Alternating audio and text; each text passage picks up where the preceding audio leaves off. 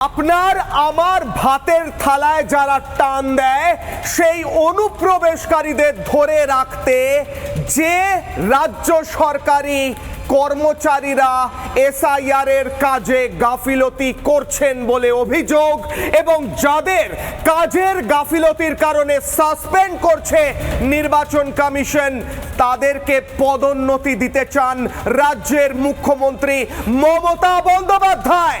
এটাই এই মুহূর্তে সবচেয়ে বড় খবর। কিশলয়ের অগ্নিবাণে আজ প্রশ্ন তুলছি, মমতা বন্দ্যোপাধ্যায় তাদের কেন পুরস্কৃত করছেন যারা রাজ্যে ভুয়ো ভোটার এবং অনুপ্রবেশকারীদের রেখে দিতে চায়?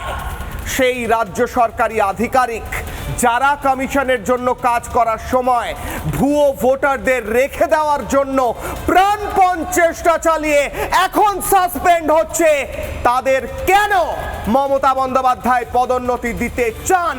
তাহলে কি আসলে মমতা বন্দ্যোপাধ্যায়ের নির্দেশেই তারা ভুয়ো ভোটারদের রেখে দেওয়ার কাজ করছিল এতদিন? প্রশ্ন তুলছে আজ কিশলয়ের অগ্নিবাণে প্রথম।